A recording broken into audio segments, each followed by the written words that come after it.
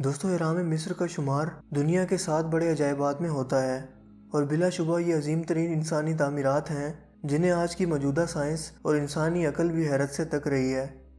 ہزاروں صدیاں گزر جانے کے باوجود بھی ہزاروں محققین اہرام مصر کے جادوئی راز جاننے کی کوشش میں دن رات ایک کیے ہوئے ہیں کہ آخر اتنے عظیم الشان اہرام تعمیر کرنے کا مقصد کیا تھا۔ مگر زمانے قدیم کی مصری تہذیب کے لافانی یادگار ان اہرام کے راز کو جاننے میں ناکام رہے ہیں۔ لہٰذا کسی نے اہرام مصر کو علم اور تکنیک کا خزانہ قرار دیا تو کسی نے اسے شیطانی طاقتوں کی کار فرمائی کا نتیجہ قرار دیا، کسی نے ہورس دیوتا سے منسوب کیا تو کسی نے غیر انسانی مخلوق یعنی ایلین سے منسوب کر دیا۔ مگر در حقیقت ان اہراموں کی تعمیر کا مقصد کیا تھا؟ اسے کس نے اور کیسے بنایا اور یہ آج تک قائم کیسے ہیں؟ یہ سوالات ہم سائنسی تحقیق اور قرآنی حوالوں سے جاننے کی کوشش کریں گے۔ دوستوں ماہر آثار قدیمہ اور تمام محققین اس بات پر اتفاق کرتے ہیں کہ ان اہرام کی تعمیر کا مقصد مصر کے فرعونوں اور شاہی خاندان کو ان میں مدفون کرنا تھا، کیونکہ قدیم مصریوں میں اس وقت یہ عقیدہ موجود تھا کہ تدفین کے بعد اگر کسی شخص کے جسم کو محفوظ کر کے رکھ دیا جائے تو ایک خاص وقت کے بعد وہ دوبارہ زندہ ہو جائے گا۔ لہٰذا اسی لیے ان مصری لوگوں نے اپنے وقت کے بادشاہ جن کو فرعون کہا جاتا تھا ان کی ممیز بنا کر یا انہیں حنوط کر کے ان اہراموں میں محفوظ کر دیا تاکہ وہ بنا کسی کی چھیڑ چھاڑ کے ایک لمبی نیند لے سکیں۔ اس کے علاوہ یہ مصری لوگ اس فرعون بادشاہ کی دولت مثلاً سونے، چاندی، ہیرے جواہرات، کھانے پینے کا سامان، حتیٰ کہ اس کی بیویاں اور کنیزیں بھی اس کے ساتھ ہی دفنا دیا کرتے تھے تاکہ جب وہ فرعون دوبارہ نیند سے بیدار ہو یعنی زندہ ہو تو اسے ہر چیز وہیں موجود مل جائے۔ اہرام مصر کے اندر بہت سی عبارتیں بھی لکھی ہوئی دیکھی گئی ہیں جس پر یہ لکھا گیا ہے کہ اگر کسی نے ان لوگوں کی نیند کو خراب کرنے کی کوشش کی تو اس کے نتائج بہت بھیانک ہوں گے، اور وقت نے یہ ثابت بھی کیا کہ جو بھی ان اہرام کے اندر ہیرے جواہرات یا تحقیق کر کے ان کے رازوں کو جاننے کے لیے داخل ہوا تو ان اہراموں کی نوست کا شکار ہو کر طرح طرح کی مصیبتوں کا شکار ہو گیا۔ دوستو یہ اہرام مصر کے دارالحکومت قاہرہ سے 10 میل کی دوری پر واقع ہیں۔ ماہرین آثار قدیمہ کے مطابق اب تک کل 138 چھوٹے بڑے اہرام یہاں دریافت ہو چکے ہیں جنہیں آج سے تقریباً 6500 سال قبل تعمیر کیا گیا۔ سب سے پہلے ان اہراموں کو ہیروڈوٹس نے 450 قبل مسیح میں دریافت کیا اور انہیں پائرس کا نام دیا۔ اس دور کے اندر ان اہراموں کی بلندی 481 فٹ تھی، جبکہ وقت گزرنے کے ساتھ ساتھ اور موسمی اثرات کی وجہ سے یہ صرف 450 فٹ تک رہ گئی ہے۔ بغیر چھت کے عمودی بلندی میں موجود ان قدیم اہراموں نے انسانی عقل کو وقت حیرت میں ڈال رکھا ہے، کیونکہ ان کی تعمیر میں استعمال ہونے والے چھوٹے سے چھوٹے پتھر کا وزن بھی 2 ٹن ہے، جبکہ زیادہ سے زیادہ 30 ٹن وزن کے پتھر بھی استعمال کیے گئے ہیں۔ ان اہراموں کی بیرونی سطح چکنی اور ہموار تھی، جس کی وجہ چونے کے پتھر یا کرومائٹ کا استعمال تھا، اور یہی وجہ تھی کہ جب سورج کی روشنی ان پر پڑتی تھی تو دھنک یا کوس و قزح کے رنگ نظر آیا کرتے تھے۔ مگر وقت گزرنے کے ساتھ ساتھ یہ چونے کے پتھر چوری کر کے لوگوں نے اپنے گھر کی زینت بنا لیے۔ ان اہراموں کی تعمیر میں ایسا مسالہ بھی استعمال کیا گیا ہے کہ کسی جوڑ کا ذرا برابر نشان بھی موجود نہیں ہے، حتیٰ کہ ایسا محسوس ہوتا ہے کہ شاید بنا کسی مسالے کے ان اہراموں کو صرف پتھروں کو جوڑ کر بنایا گیا ہو۔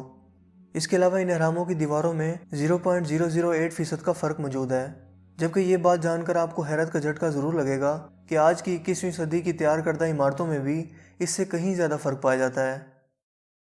نپولین نے جب مصر کو فتح کیا تو اس کے دل میں ان اہراموں کے راز کو جاننے کا شوق پیدا ہوا، لہٰذا تحقیق کرنے پر پتہ چلا کہ اہرام کی مشرقی سمت عین مشرق کی جانب اور باقی سمتیں عین اسی قطبین پر موجود ہیں، اور صرف ایک اہرام کی تعمیر میں اتنے پتھر استعمال ہوئے ہیں کہ اس سے پورے فرانس کے گرد 10 فٹ اونچی اور 1 فٹ موٹی دیوار تعمیر کی جا سکتی ہے، اور مزید کہ اگر ان پتھروں کی سلوں کو 1 فٹ کی سلوں میں کاٹ لیں تو یہ چھوٹے چھوٹے پتھر پوری دنیا کے گرد ایک زنجیر بنانے کے لیے کافی ہوں گے۔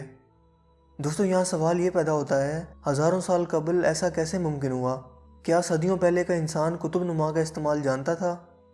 اس وقت میں ایسی کون سی ٹیکنالوجی موجود تھی جو ہم آج کے انسانوں کے پاس بھی موجود نہیں ہے؟ کیونکہ آج کی کوئی بھی کنسٹرکشن کمپنی اہرام مصر کو تعمیر نہیں کر سکتی، اور نہ ہی کوئی مشینری اس کو ایک جگہ سے دوسری جگہ منتقل کر سکتی ہے۔ لہٰذا انہی خصوصیات کی بنا پر ایک مکتبہ فکر مصر کے ان اہراموں کی تعمیر میں جادوئی عناصر اور خلائی مخلوق کے حصہ لینے کا دعویٰ کرتا ہے۔ دوستو غزہ کے مقام پر موجود 3 اہرام جن کے نام خوفو، خافرہ اور منکاور ہیں، اور انہی کا شمار دنیا کے 7 قدیم عجائبات میں بھی ہوتا ہے۔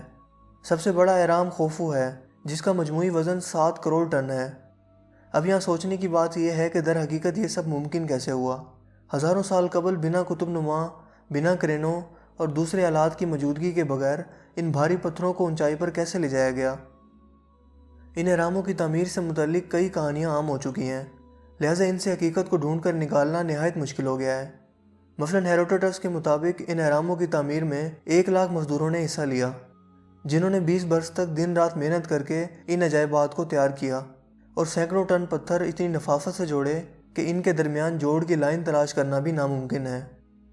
جبکہ مصر کے ماہرین کا کہنا ہے کہ ان کے آباء و اجداد نے دستی اوزاروں کی مدد سے ان پتھروں کی سیلوں کو تراشا اور انہیں وسیع صحرا سے گھسیٹتے ہوئے ان جگہوں پر لائے جہاں پر یہ اہرام تعمیر ہیں، یا دریائے نیل سے تراتے ہوئے انہیں غزہ تک پہنچایا گیا اور یوں ریگستان میں پہنچا کر اہرام تعمیر کیے گئے۔ مگر در حقیقت دوستوں، قدیم زمانے کے لوگ اس قدر ناقابل یقین حد تک درستگی کے ساتھ یہ عمارات تعمیر نہیں کر سکتے تھے، کیونکہ پتھروں کی کانوں سے 26 لاکھ پتھروں کو کاٹنے کے لیے لاکھوں مزدور درکار تھے۔ لہٰذا ان لوگوں کے لیے اتنا سرمایہ حکومت وقت نے کہاں سے فراہم کیا ہوگا؟ اس کے علاوہ نہ ہی اس زمانے میں کوئی ڈائنامائٹ اور نہ ہی کوئی دھماکہ خیز مواد موجود تھا کہ ان پتھروں کو تراش کر یا توڑ کر ان سے اہرام تعمیر کروائے جا سکیں۔ اس کے علاوہ ڈوگن قبیلے میں بسنے والے افراد آج بھی یہ یقین رکھتے ہیں کہ انسان کو ابتدائی علم سائرس نامی ستاروں سے آنے والے ایک مافوق الفطرت کردار نیمو نے سکھایا، اور اہرام مصر کی تعمیر بھی اسی کا کارنامہ ہے، جبکہ یہ بھی در حقیقت ایک کہانی ہی معلوم ہوتی ہے۔ اس کے علاوہ دوستوں، ایک انتہائی اہم نظریہ یہ بھی ہے کہ ان اہراموں کی تعمیر میں آسمان سے آنے والی غیر انسانی مخلوق نے حصہ لیا، جس میں ہورس نامی دیوتا کا نام قابل ذکر ہے، جسے روشنی کا دیوتا بھی کہا جاتا ہے، اور کہا جاتا ہے کہ اسی نے ان اہراموں کو تعمیر کیا۔ مگر در حقیقت یہ ہورس دیوتا کون تھا؟ دوستو، فری میسن نامی خفیہ تنظیم سے یقیناً آپ میں سے زیادہ تر لوگ واقف ہوں گے اور یہ بھی جانتے ہوں گے کہ اس تنظیم کے تانے بانے اہرام مصر سے ملائے جاتے ہیں۔ اس کی وجہ یہ ہے کہ یہ فری میسن نامی خفیہ تنظیم اسی ہورس دیوتا کو اپنا لیڈر تسلیم کرتی ہے اور اسے نہایت عزت کی نگاہ سے دیکھتی ہے، کیونکہ ان کا عقیدہ ہے کہ جب ہم زمین پر بسنے والے تمام افراد کو نظر میں رکھنے کے قابل ہو جائیں گے تو اس ہورس دیوتا کی آنکھ اہرام سے ابھرے گی اور اس طرح ان کی عالمی حکومت قائم ہو جائے گی، یعنی کہ ون ورلڈ آرڈر کے بعد ان کا مسیحا اہرام سے نکل کر زندہ ہوگا اور وہ اس کی قیادت میں پوری دنیا پر قبضہ کر لیں گے۔ یہاں یہ بات سمجھنا انتہائی ضروری ہے کہ ایک آنکھ والے شخص کا تصور اسلامی روایات میں دجال سے وابستہ ہے۔ آج کی موجودہ سائنس کی حالیہ دریافتوں سے ہمیں معلوم ہوتا ہے کہ اہرام کی تعمیر سے متعلق تمام نظریات غلط ہیں، کہ ان اہراموں کو گرینائٹ کے بڑے بڑے پتھروں کو تراش کر انہیں اونچے راستے یا ریمپ کے ذریعے اوپر پہنچایا گیا، کیونکہ در حقیقت یہ اہرام مصنوعی پتھروں سے بنائے گئے ہیں، جس کی تصدیق کئی سائنسی تجربات کے ذریعے کی گئی ہے۔ آئیے دوستو، اس عظیم عمارات اور عجائبات کی بناوٹ کا ذکر قرآن پاک جیسی مقدس کتاب میں تلاش کرنے کی کوشش کرتے ہیں۔ حیرت انگیز طور پر ان اہراموں کی تعمیر کا ذکر قرآن پاک میں 1400 سال قبل موجود ہے، جس میں اللہ پاک ارشاد فرماتے ہیں: اے حمان، تو میرے لیے مٹی کو آگ میں پکا، پھر میرے لیے ایک بلند عمارت بنوا تاکہ میں اس پر چڑھ کر موسیٰ کے خدا کا سراغ لگا سکوں۔ اس آیت مبارکہ میں فرعون حمان کو حکم دے رہا ہے کہ میرے لیے مٹی کو آگ میں پکا کر ایک بلند عمارت بنواؤ۔ اس کے علاوہ اس آیت میں مصری تہذیب کے طرز تعمیر کو بھی بیان کیا گیا ہے کہ یہ عمارات مٹی کو آگ میں پکا کر مصنوعی پتھر بنا کر تعمیر کی جاتی تھیں۔ جبکہ ایک اور جگہ اللہ پاک ارشاد فرماتے ہیں: فرعون نے کہا، میرے لیے ایک بالا خانہ بنوا، شاید کہ میں آسمان کے دروازوں تک پہنچ جاؤں اور موسیٰ کے خدا کو دیکھوں۔ دوستو، مصر کی تاریخ کئی ادوار پر مشتمل ہے، جس میں ہر دور کو ایک سلطنت سے تعبیر کیا جاتا ہے۔ ان ادوار میں چوتھا دور تاریخ مصر میں نہایت اہمیت کا حامل ہے، کیونکہ اسی دور کے اندر یہ اہرام مصر تعمیر ہوئے، جبکہ اس سے پہلے کا دور اس فرعون کا تھا جو حضرت موسیٰ کے دور میں زندہ تھا۔ اس فرعون کو رامسس دوئم بھی کہا جاتا ہے، جو 1213 قبل مسیح میں پانی میں ڈوب کر غرق ہوا۔ رامسس دوئم کا ایک وزیر بھی تھا جو کہ ماہر تعمیرات بھی تھا۔ ممکن ہے کہ قرآن کریم میں حمان نام کے جس شخص کا ذکر کیا گیا ہے وہ اسی وزیر کے بارے میں ہو، یا یہ بھی ہو سکتا ہے کہ حمان اس دور میں کسی وزیر کا لقب ہو جو فرعونوں کے لیے تعمیرات کیا کرتا ہو اور اسے علامتاً حمان کہا جاتا ہو، جیسے مصر کے ہر بادشاہ کو فرعون کا لقب دیا جاتا تھا۔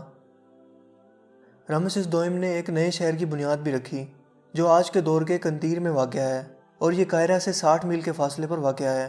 اس کا دارالحکومت بر رامسس کہلاتا تھا، جبکہ یہ شہر بعد میں تباہ ہو گیا، اور اس شہر کی تباہی سے متعلق قرآن پاک میں یوں ذکر موجود ہے۔ اللہ پاک ارشاد فرماتے ہیں: کہ فرعون کی قوم والے جو کچھ بنا رہے تھے ہم نے اسے برباد کر دیا اور ان کی اونچی اونچی عمارتوں کو مسمار کر دیا۔ دوستو، اس شہر کے تباہ ہونے کا ذکر اس لیے موجود ہے کیونکہ موسیٰ علیہ السلام کے دور کے فرعون نے یعنی رامسس دوئم نے خدائی کا دعویٰ کیا تھا، اس لیے اللہ پاک نے اسے غرق کر کے اور اس کی تمام تعمیرات کو مسمار کر کے تباہ کر دیا۔ مگر اس کے بعد آنے والے فرعون نے یعنی چوتھے دور کے فرعون نے ایسا کوئی دعویٰ نہیں کیا تھا، اس لیے اس دور میں تعمیر کیے جانے والے یہ اہرام اب تک محفوظ ہیں۔ یہ اہرام 5 سے 6 ہزار سال قبل تعمیر کیے گئے۔ اس دور میں انسانیت تاریخ لکھنا نہیں جانتی تھی، یہی وجہ ہے کہ ان اہراموں سے ہزاروں کہانیاں وابستہ ہیں، جبکہ ان گنت ناول لکھے اور بے تحاشا فلمز بھی بنائی جا چکی ہیں۔ مگر ان اہراموں کے لاکھوں راز کھولنے کے باوجود کروڑوں راز پردوں میں کہیں چھپے ہوئے ہیں، جو ممکن ہے کہ آنے والے وقتوں میں انسانیت پر کھلتے رہیں گے۔ دوستو، مجھے امید ہے کہ آج کی یہ ویڈیو آپ کو کافی انفارمیٹیو لگی ہوگی اور پسند آئی ہوگی۔ اگر ویڈیو آپ کو اچھا لگا ہو تو اپنی پسندیدگی کا اظہار اس ویڈیو کو لائک کر کے اور شیئر کر کے ضرور کیجیے گا۔ آپ اپنے رائے کا اظہار کمنٹس میں بھی کر سکتے ہیں۔ مزید اس طرح کی ویڈیوز کے لیے آپ ہمارے چینل کو ضرور سبسکرائب کیجیے۔ چینل کو سبسکرائب کرنے کے بعد بیل کے آئیکن پر بھی ضرور کلک کیجیے تاکہ ہر نئی آنے والی ویڈیو کو نوٹیفیکیشن آپ کو سب سے پہلے مل سکے۔ میرا نام ہے حسیب شفقت اور آپ دیکھ رہے ہیں ہنسی ٹی وی۔ میں ملوں گا آپ سے ایک نئی انٹرسٹنگ ویڈیو میں، تب تک کے لیے اپنا بہت سا خیال رکھیے گا۔ Thanks for watching. اللہ حافظ۔